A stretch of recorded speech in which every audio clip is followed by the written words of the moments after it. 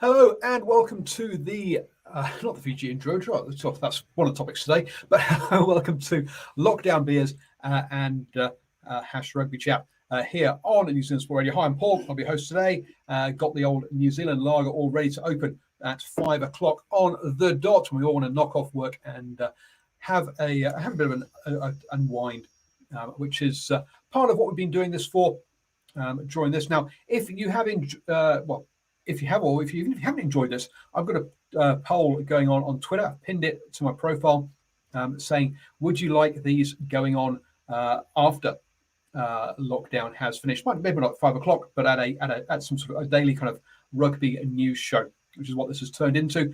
So if you'd like that, then, or if you don't like that, then head over to Twitter. The more votes I get, the better ideas to what you guys want. It'd be really nice. There's a similar one also on YouTube on the community tab as well, if you want to go to use that place to do it. And obviously, people who are Patreons can send me a Patreon message about your thoughts, and your thoughts count more than everyone else's because your support is much appreciated. And I'll whack the old link down there where you can become a supporter of New Zealand Sport Radio and everything we do. Just 34 seconds until I open my beer, and then we can crack on. We're going to talk about Moana Pasifika, Fijian Drua, the Chiefs, and Michael Collins as well. There's a whole bunch of other stuff you might have seen at this, my whiteboard, because we've got the Driving Maul show at 8 p.m. tonight where we're talking about the pace of rugby. We're basically slowing down play. It's become a hot topic, let's be honest, and we'll look forward to the Rugby Championship as well. On that one. So just 4 seconds left. 3, 2, 1, and yes, we can crack open that beer and welcome to the evening and log out of those work accounts, folks, and start winding down. Look, everyone in 09, you Auckland, well done, and keep following the rules, please, and we'll be out of that soon, hopefully. So there we go. Cheers, folks. So the Fijian Drua have announced 5 more players that are going to be in their squad. There it includes a gold medalist from the Olympics, and I will probably butcher their names. But yeah, so first off, Meli Durangali, sorry. In there, he was at the Tokyo Olympics. Surimpili Valairaka, Melituni, Banai Habosi, and finally T. Awaru Kriki Davete, who is playing for Tasman in the NPC. So the second NPC player that has been announced. When I went to their, when I watched their media conference that they did a couple of weeks back and did that supporters only sort of summary of all the things. They mentioned that they had put out 20 plus contracts had been offered. As part of this press release, they've said they're going to be announcing 27 more players over the coming weeks. That would give them a squad of 37, which obviously looks like they have got basically the most of their squad together, which is really, really promising. And they will be heading over to Australia. I've forgotten what the date is now, but because that's where they're going to be based next year because of the COVID issues. So they're heading over to Australia, being managed in isolation before Christmas, be out of that and be training before Christmas, which does mean that it does look like they're going to have a long period away from family. I want to see how how the team copes with that. Obviously, we've seen some teams do really well. We've seen other teams really struggle with those conditions. So it'll be interesting. Obviously, Mick the Kick has been announced as their head coach as well. So look, all things coming together for the Drua, looking really positive. So that's great to see ahead of next season. Just joining me is Con. How are you doing, sir? G'day, Paul. How are you? I'm good, thank you. Not bad at all. I just running through the 5 players from that the Fijian Drua have announced. Let's be honest, I'm not sure that we know that much about them, to be honest, but we'll get to know them a lot better next year as part of that. One of them was at the Olympics, which was good to see. Yeah, so I would have assumed that. Look, I don't know enough about this, and I'll let you continue your pronunciation attempts, which are better than mine. But Awful, sorry. no, it's difficult. It's not easy, mate. But I would have assumed that the Fijian Drua was going to be quite similar to how the Jaguares did theirs, which was the Pumas team sans a few European players. And the way they're taking their time to build this up, although I do recall that's similar to what happened with the Sunwolves, and I think the Sunwolves or particularly the Sunwolves and the Jags, they didn't get their team sorted until very soon before the first games back in the day. Certainly the Sunwolves was a big problem. Oh, the Sunwolves was a mess, to be honest. Look, the whole administration behind the Sunwolves was poor. I've read a couple of articles on it back in the day, but basically what that was the Japan Rugby Union saw an opportunity to get a team and basically assumed that the top league would give them all their players for free, and the top league turned around and went no, there was zero consultation, zero planning around it. It was purely a control grab by them. Now, what the Pumas did, which the Fijian Drua aren't doing, is they said you had to play for the Jaguares initially to play for the Pumas. Now, wow. And they kept that rule until they came up to the World Cup. So that's why they managed to get most of their squad together. As Simon points out, Fiji just don't have the money to bring all of their players back, and that is very true. And also, players can be on multi-year contracts as well. So, look, it is seen as a pathway team rather than necessarily the top team that most Fijian international players will be picked from. So it's a different approach than the Pumas the Pumas and Jaguares took. Look, I think to be fair to them, I think Fiji's got more depth probably to pick from than Argentina. So that's even though they're a much smaller country. I think it'll work well. It'll take them a couple of years to become properly competitive. But with 8 out of the 14 teams, 8 out of the 12 teams making it to the finals, they're still in with a shout of making finals rugby. So that's even if they aren't sort of fully competitive. So from that point of view. I wondered if so you'd know this more than me, Paul, but if you were to guess, you might know how many of the Fijian squad that, let's say, the World Cup or the one that toured here, I know that was a bit different, are contracted in Europe. Let's assume not the team that toured here, because I know that was a bit of a depleted team, but how many of the national team, the main national team, would be contracted in presumably Europe or probably anywhere really outside of Fiji? Is it the majority of them? I would suggest the majority of them here is if I just share my screen, what I'll bring up is the squad that is in Wikipedia, which is the one from that June window. And as you can see on the right-hand side there, as I look at it, they put the club or province. And looking down that, you've got Glasgow, Northampton, Breve, Edinburgh, Breve, Saracens, Clermont. They're pretty much all. Let's be honest. Wow. Top 14 probably have an office in fucking Fiji, the way it looks here. Yes. Because they do. Well, they definitely have. We know they have academies in Fiji. So yes. Yeah. Okay. Look at it. It's crazy. So look, a factory farm for them. It's you've got maybe 6 or 7 who are based predominantly in New Zealand and Australia. One player there based actually in Fiji itself. So the vast majority of their team is overseas, and you can't compete with those salaries. So that indicates that I would say, to me, it kind of suggests that, well, it's the Fiji Drua might initially, at the outset, might be a lot weaker than they could be because, they're 90% of their top players are accounted for outside of Australasia already. So, it might be sort of second string Fiji national team. Well, yes, but it's they've. I mean, there's already at least 2 sevens players involved. Yeah, true. The sevens team, of course. So the sevens team, I think, will be heavily involved in this team. So I think you'll see the majority of the sevens players involved.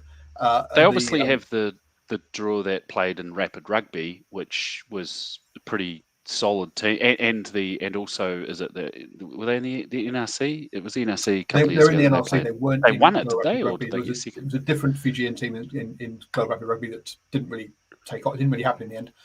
If you want to know about Global Rapid Rugby, I did an interview with the CEO of the Western Force recently, and he he talks about Global Rapid Rugby.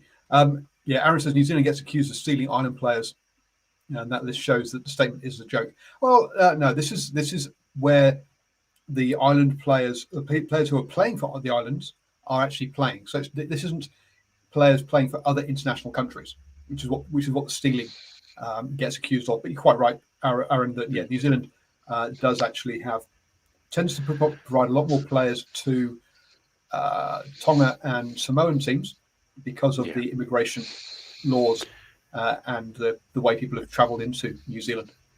I think based on last time I did a bit of research on this, yes, we do get accused of that, and probably by South Africa a little bit, which should be fair because South Africa don't really pilfer players from anywhere other than maybe Namibia.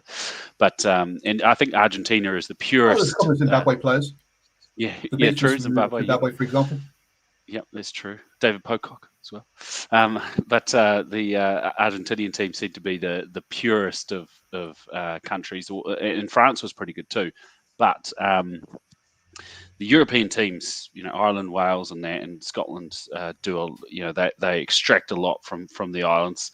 Australia, big time, do end up taking a lot. It looks New Zealand tend to.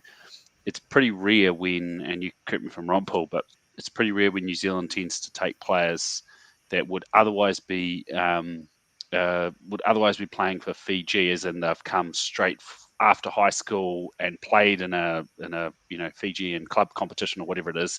We tend to bring them over at a young age, or they immigrate here at a young age. So we do have quite a few. We have had quite a few Fijian or Samoan or Tongan born players, but generally they're not. Severis would be. Oh, here we go. Severis would be kind of the exception where he, rightly so, is what one would consider a pilfering from the islands. Yeah.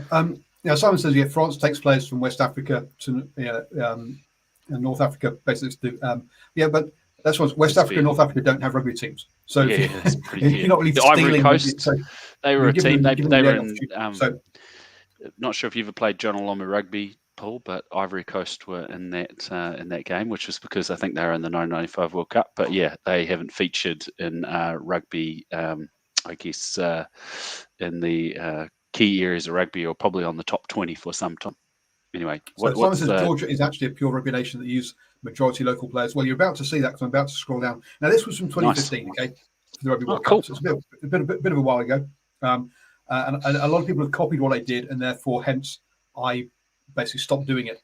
But back to the 2015 Rugby World Cup, you can see that Argentina and Georgia, and also Uruguay, Namibia, South Africa, the top end there, had the vast majority of home-born players. Same with England, actually at 28. Now that's probably gone down a bit with the Vunipola. Actually, when you talk about players like the Vunipolas, for example, I think one of them was born in Wales, so they're not actually born in Fiji anyway. They do have, because their dad was playing rugby in Wales at the time, kind of thing. So, so you've got to be careful about some of these things. Fiji, 28%, 28 out of their players were home born back in 2015. But if you come down to the other end, you see Samoa is actually has the least number of home players, followed by Tonga with 19, so 18 home, and 19 for Tonga, for example. Mm. Now, for Scotland, it's at 20, but a lot of those players, a lot of that 11 players from abroad were actually born in England, for example. So, Yeah, question true. there is Yep. For Scottish parents who've come down, and same with Wales there, Welsh parents that are actually working in England when they had their If it children. was So, born in the UK, it might be a bit different. But so slightly Japan is different with probably the the UK one that is the most legitimate, legitimately concerning. What I mean by that is Tonga and Samoa. You know, their parents born in. The kids are probably born in New Zealand and may have spent the majority of their life or a large portion of their life there. We don't know. I don't know. Scotland, I'd Well, I'll say. get on to that. I'll show you where players have come Yeah, from. continue. I'll let you complete your. You're quite right. Japan there, look, with 11, France with 10. Scotland actually do have a person hired by their union to go and find what they call sort of I forgot what they call them now. But anyway, players from overseas. Cheap talent. Yeah. And if I scroll through, so you can go and read this yourselves, folks. If you want to know where players came from, well, 31% of the players who do play for other teams came from New Zealand. So 39 Wow. players were born in New Zealand but playing for other countries. England had 15, so predominantly sort of Wales, Scotland, but also Ireland as well there. Australia and South Africa also provided quite a few overseas players. Fiji actually only provided 6. Wow, at the end of the day. That's amazing. Yep. Same with Tonga, just 6 there. So yeah, not the number of players that you would expect. Now, again, how many of those 39 players that New Zealand provide are of Tongan and what do you call it, Samoan descent? Quite a lot of them, to be honest. Yep.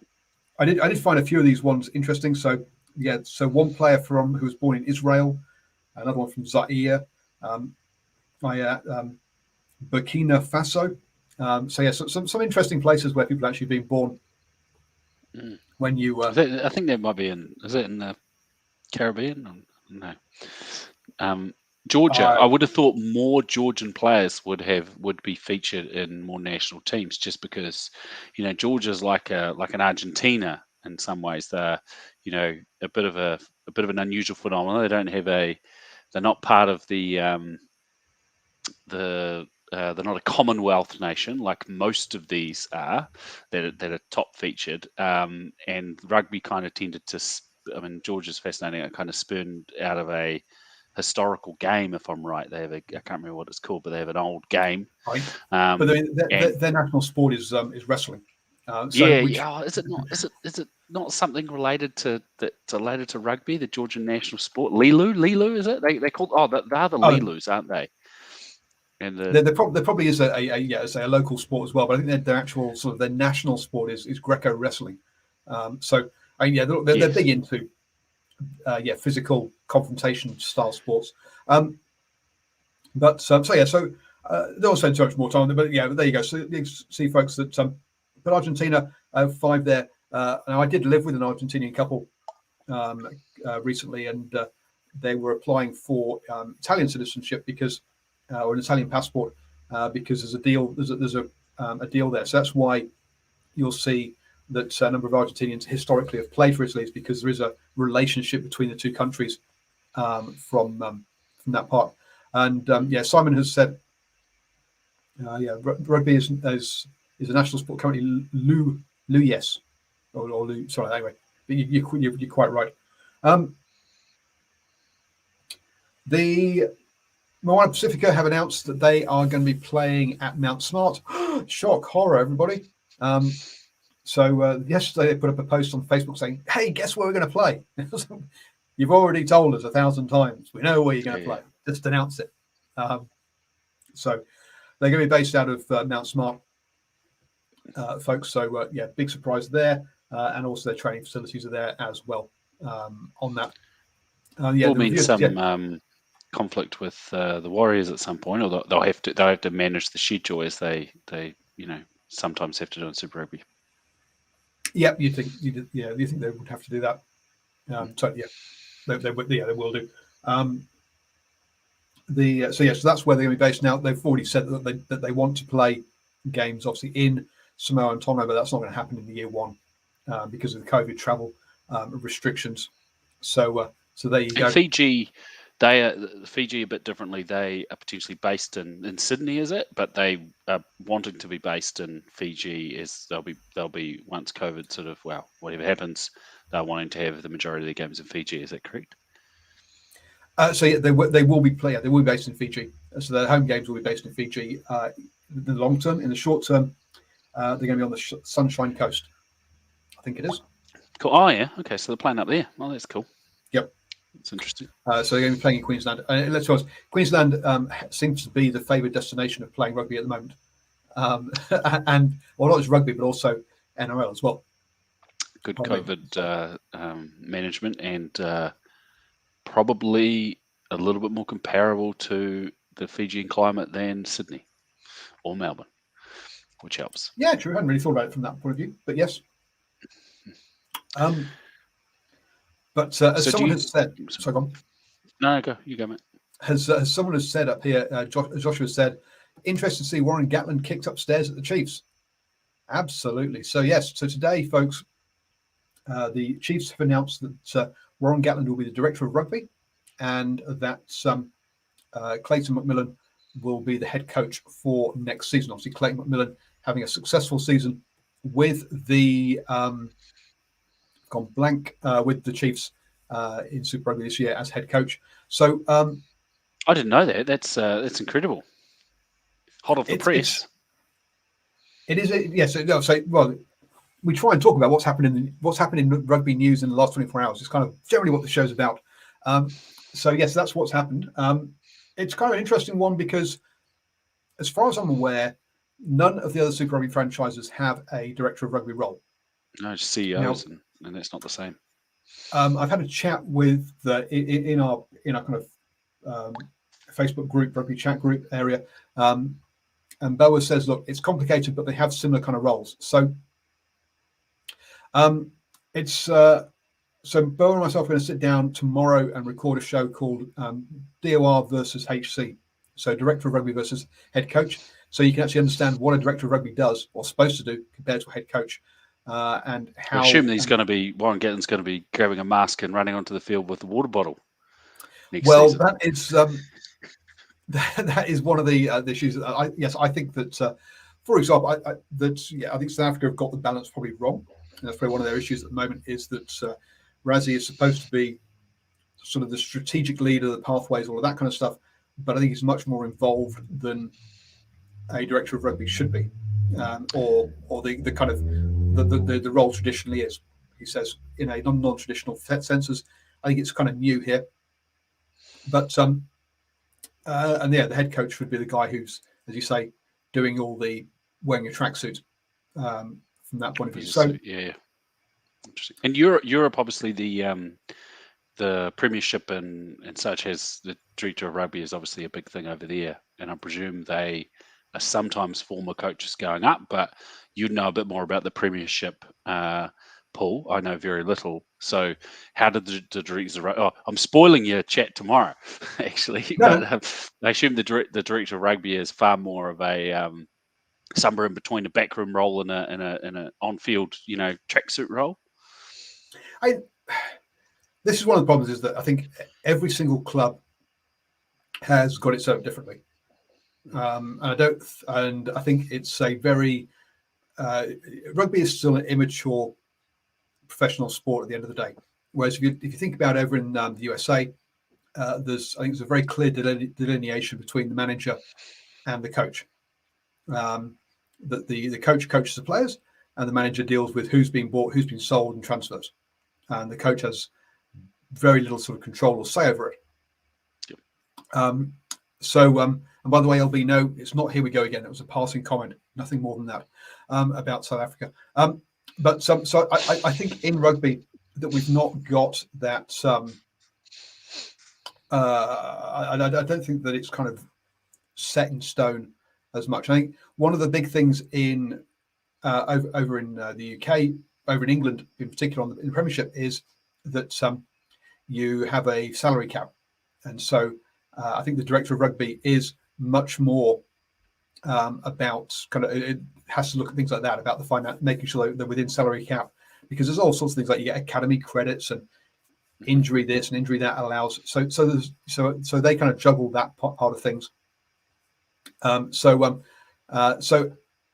Aaron, the director of rugby is more development of players and coaches so they can be ready to graduate to higher level. Well, sure, but in New Zealand, surely the development of players is the job of the provinces. It's not the job of the job of the Super Rugby franchises. So they've got academies in their teams though, in the Premiership in some cases, don't they? They have sort of inbuilt academies for trying to bring players through. So in the UK, they academies from early teams. Now, to be fair, the Crusaders have got academy systems in conjunction with what are the other two? I've gone blank now. In conjunction with Canterbury and Tasman. So and we are seeing the other sort of franchises sort of implementing something similar. But yeah, it's a strange balance kind of thing as to how much of Gatland's role will be taking on stuff that we expect the provinces to do. Now, there was a review previous to the previous to COVID, which suggested actually that that there should be that basically should have what have you gone that so they should basically have academies in the 5 centres and take away from provinces the sort of the age group piece and the some development of players. Well, that's all good and well if you live in Auckland, Hamilton, Wellington, Christchurch, and Dunedin, but what about all those players that live down in New Plymouth or in Whangarei? So I think that it'll be interesting to see how just to how it works out.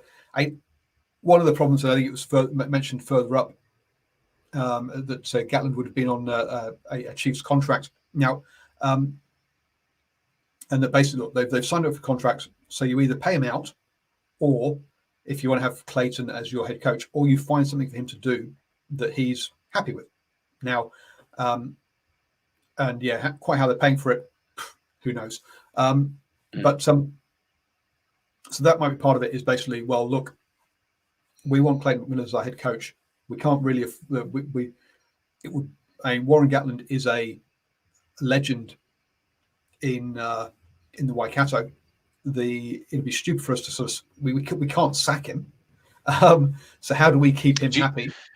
Do you think that was the angle? Do you think that Gatland have been, I guess, if you think that this is based on trying to have the best performance for the Chiefs, right? That's what it's all about.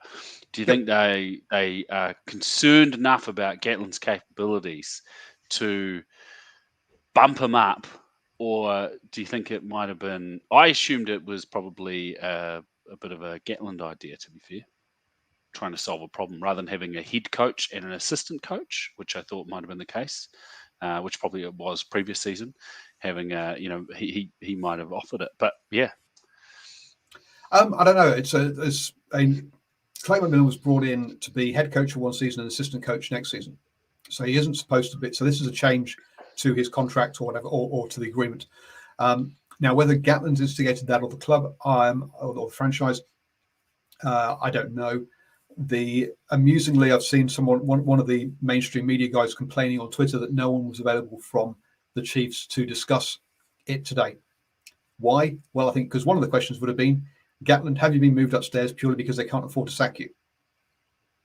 Do you think that his star has fallen so much? I mean, the only, obviously, most people wouldn't say he did a terrible job with or think he did a poor job with the Lions.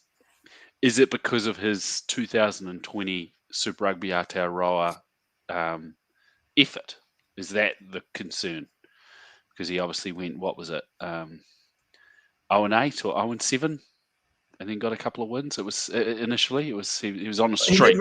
He did well, and then COVID came in, and then he lost every game after COVID, pretty much. He didn't lose all of them, did he? From memory. No. What was the final? It was kind of, I thought it was 6-2 or something, but yeah. He had a we'll try and look it up. But he had a shocking post-COVID Super Rugby Yeah, it was incredible. record. That's for certain. Now I can't. Yeah, so it's I can't do it on the fly. Sorry, folks. I need a producer who will do this for me. So yeah, Joshua reckons he lost every game after COVID. He did. You're right. Actually, I for some reason thought he claimed one, but no, he went 0-8. Excuse me, 0-8. Wow. So it sounds like the contributor, the Joshua, and I think there was another fella, believe it's that they've kicked them upstairs, and possibly because of that. What do you think, Paul? I wouldn't be surprised. I think it is part of that. Yeah, Aaron says it's Aaron's he definitely thinks it's because of how successful McMillan was. Look, he took the Chiefs to their first final since Dave Rennie's winning finals, right? Mm-hmm. Now, and Joshua, the Chiefs are still figuring out a cover story. There is probably an element of that. Because Gatland could get a job, wow. I would have thought he would. Well, actually, the problem is with getting a job anywhere is it's got to be the right time, doesn't it? So, there's a lot of talk about Gatland being the next All Blacks coach, the next England coach, particularly. I hear that a lot. And he could probably pick a pretty well-paying role if he wanted to. Let's be blunt. So, if Gatland's worried where his next meal's coming from, then he's really screwed up his finances, because he has earned plenty over the last few years. Lions head coach for 3 tours, which is the biggest money spinner in the world after in the world of rugby after the Rugby World Cup. It delivers like £1 million per union in the UK in profit. It's how New Zealand has historically kept its neck above water, is getting a cash injection once every 12 years. He is clearly the richest guy. Yeah, not the richest guy, a very well paid. He'll be up there, top 3 at least in the world, right? Top 2. Got, somewhere. Well, the only thing is Eddie. He'd be on a pretty good whack. Eddie Jones will be on a pretty good whack. You've got let's be honest. Pat Lam has not signed up for 5 years at Bristol for peanuts. No, that's right. So there's a few guys on some very good money, but look, he doesn't have to worry where his next meal's coming from. If he's motivated by money at this point, then wow, I'd be surprised. It's got to be about challenge and potentially legacy for this one. But you don't get they don't have the head the director of rugby on the it doesn't sort of hit the. I was about to say the Wikipedia page of the winner of the 2022 Super Rugby season, but maybe it does. Maybe it's a new thing. It depends. Again, it depends. So in over in the Gallagher Premiership, for example, if you're talking to Exeter Chiefs, you hear from the director of rugby. He is the public face, right? Okay. It's not the head coach. So so it really comes down to how do they handle it. At other clubs, it is the head coach that does all the PR, and the director of rugby, if they have one, is in the background. So it really is. I say there is no set formula in my mind as to how you handle these things.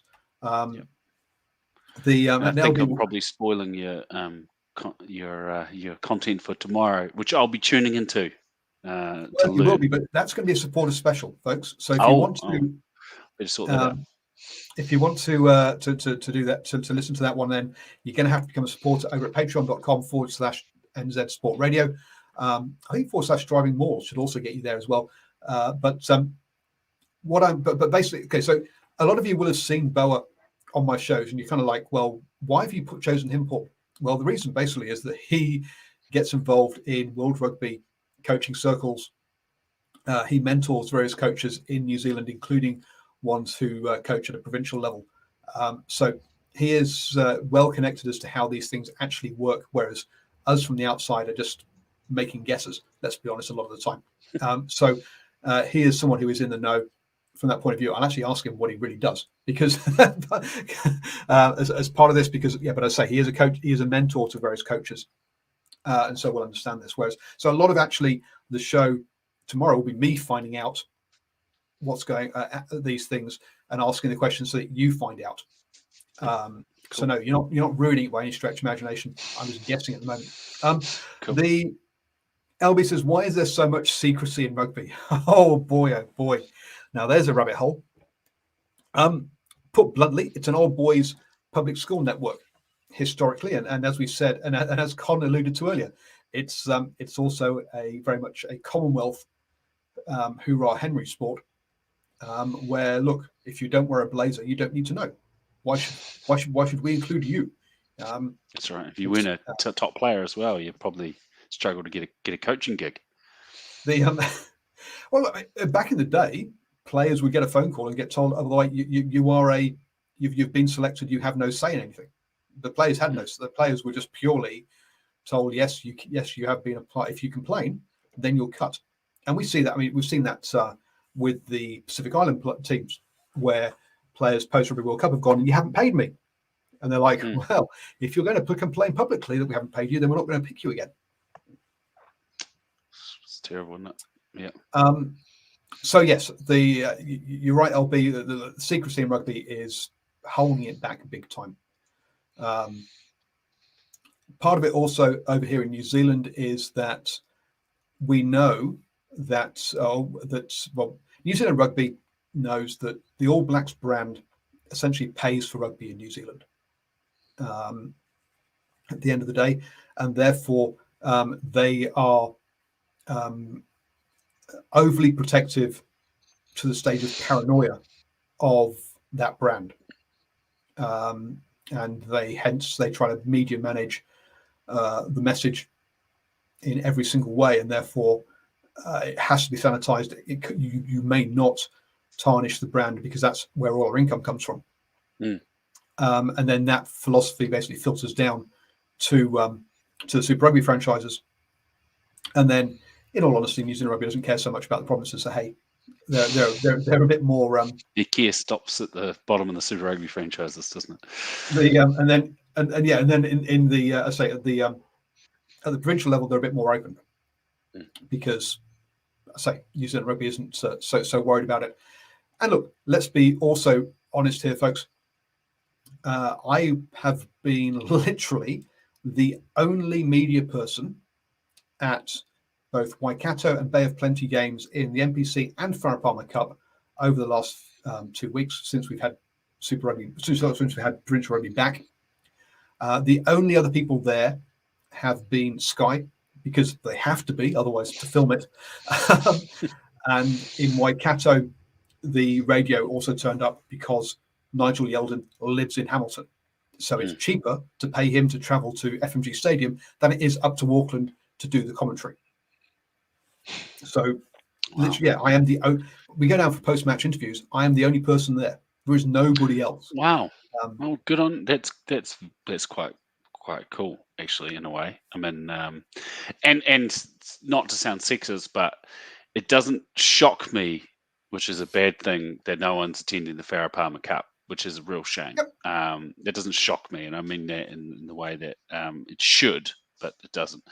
The NPC, it is a bit disappointing and surprising, and yeah, it probably is. I don't know. Is that indicative of the public's interest in knowing about what's happened? Articles about those games. You'd see 4 or 5 articles across multiple, as an article and opinion piece potentially of a Super Rugby game, but you're probably not seeing it based on the provincial ones, and I guess the lack of radio sport, because they would have attended a lot of those, would they? So the radio sport owned by NZME, right?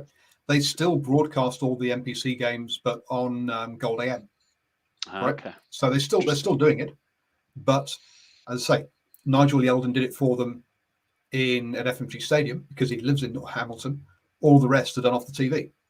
So they go into Sky Studios in Wellington, and they look at the TV screen and commentate from there, rather than going to the game. Now, the problem with that is that they only see what's on the TV screen, right? And one of the issues, or one of the things you want from a commentator, is to tell you what's happening about outside that. And part of the problem with that is that I mean, we saw it on the All Blacks game, is that you've got Nesbitt and Marshall there having to ask the Australian guy who they had on the sideline. I've gone blank who that was now. Greg Clark. Clarky, yeah. As to what's going on, because they can only see what's on the screen. Normally, they're in the stadium, they can look around and they can tell you what you can't see, because there's a whole bunch of interesting stuff you can't see, right? That's as Josh Scott, as a sad indictment on New Zealand sport. So all the match write-ups are done off the telly because it's easier than actually turning up to a game. That's what some of the fans would say too, wouldn't they? Yep, true. I mean, Tribe Sports app, for example, that's all done remotely. None of that's done at the ground. If I'm tweeting about a game, it's easy to do it at home because I've got 4 screens, 2 computers. It's all set up here. I can have multiple screens doing different. I can have one screen showing stats while another screen shows a game. I can have another screen showing Twitter. So I can have multiple stuff going on. It's much easier to be on social media about a game at home than it is at the ground. But at the ground, I hear people talking about stuff that is off the record because they're just chatting behind you. And so you hear stuff from various members who are part of the team and who'll say things. You then get to talk to the players. Now, look, a lot of that is pretty vanilla and sort of media managed, as it were. But still, occasionally you'll get you get them going off script. Ross Filippo did. He said, "I don't care what people hear me say about the referee." Whoa, okay, here we go. This will be fun. I've always thought if you're in that position, could find a way to ask just questions that, and it's probably not favourable to the direction, but just questions that they can't answer based on the general sort of comments that they would make. Somehow trying to break them, it would be really fascinating, which would be really difficult. What I'm saying is kind of, trying to get them to avoid saying, we just put 110% in, and we're really thankful to the ref, and the other team did a great job. How could you ask some questions that force them to go, oh shit, how am I going to answer that? It'd be very difficult. In job interviews that I used to do, I used to work in the same industry as you do now, and one of the questions we would ask, one of the questions I would ask people, that we would ask when I worked for Morgan Stanley was, what car would you say you are and why? There is no right answer. Okay. There is no right or wrong answer to that, right? Yeah, it shakes you up. It just gets to see how do you think, and come up with an answer and explain it. Yeah. Right. I didn't know you worked in the pornography industry, Paul. That's interesting. Pornography. Morgan Stanley are not. Well, maybe they are. I don't know. So working in the IT industry with investment banks, we would ask a question like that to try and just a question you cannot have prepared for, basically, to try and get you just to see how you think. There isn't a right answer, a wrong answer. Aaron makes a point. Yeah, lack of local provincial print newspapers. Yeah, but even those guys who are the Waikato Times, I know the guy who does that, and he does it from home on the off the TV. That's interesting. The review goes, would you hypothetically lower ticket prices to increase attendances? No. Tickets are dirt cheap anyway, to be honest, to provincial rugby games, and the Farah Palmer Cup ones are free on the whole. A lot of the places you can just walk in because they're in small grounds that don't even have ticket turnstiles. So I don't. It's not ticket prices. It's marketing that's the issue. It's giving it coverage and as I said before, New Zealand Rugby cares about the All Blacks because the All Blacks brings in the money, and everything else gets less coverage and less focus because it doesn't bring in the money. Mm. And why does it bring? And it doesn't bring in the money because you don't get any focus. It's a circular thing. Yeah, no, that's right. I mean, I mean, were you without your media hat on? No pun intended. Did you attend many sports games as a civilian? As a civilian, I used to be a season ticket holder at the Blues. Oh, cool. That's cool. And what, the Auckland and the Blues. So yes. And what did you attend? Was you presumably you attended the more percentage? I could be wrong here. Percentage of Blues games than you did the percentage of home Auckland games? No, I'm a nutcase. I attended every game. Oh, good work. Get your money's worth. And that's good. And other sports? Do you sort of attend? Did you No. you like cricket? No, just rugby. So it is. I have done this last year as we've had New Zealand Sport Radio on. So I've been to cricket games. You'll have seen me in a jet sprint boat, for example. So look, I have done a bit, but now I don't pay for tickets essentially. Yeah. So if I have to pay, I'm not going.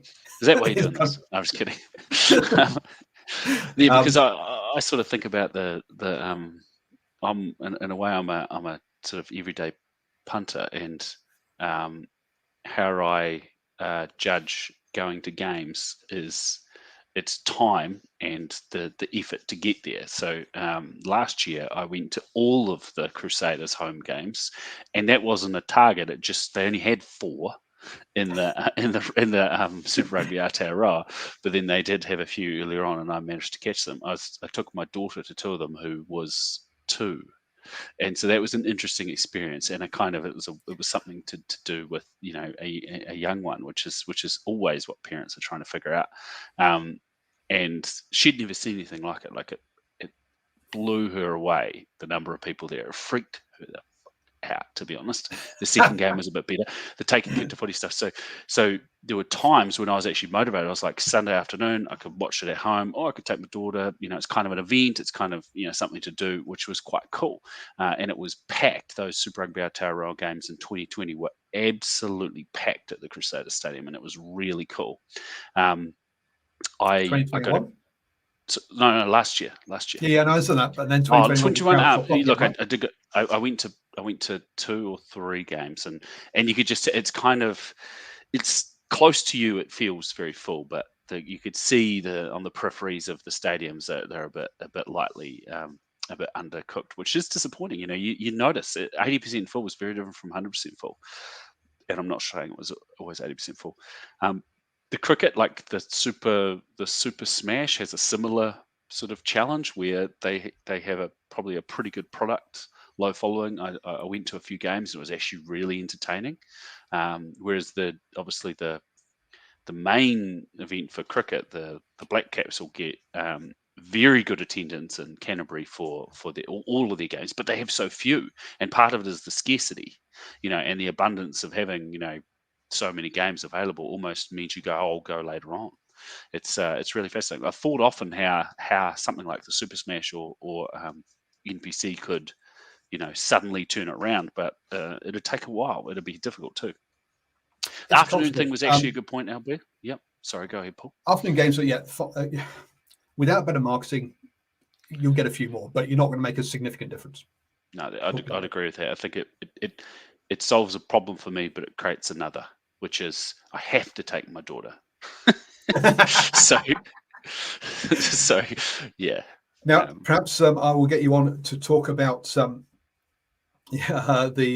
talk about this and say, how could provincial rugby unions turn things around? I have tried putting all sorts of ideas to provincial unions, and so far got very little traction. But and we can see your thoughts on some of my ideas as well. So we might do a show about that another time. But cool.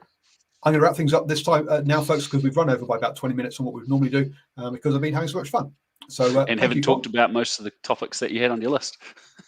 I was talking about Michael Collins. Jeez, congratulations, Michael Collins. Debut for the Ospreys, 2 tries, and he's eligible for Wales. So will he be starting alongside Gareth Anscombe for Wales? Who knows? Let's wait and see. He was starting alongside Gareth Anscombe at the Ospreys. So really well done, sir. So congratulations, Michael Collins. 2 tries, both of them great lines, untouched to go over off Rhys Webb. So yes, in the 13 jersey, folks, he's not a fullback. There we go. Thank you, everybody. Have a great day, and catch you all later.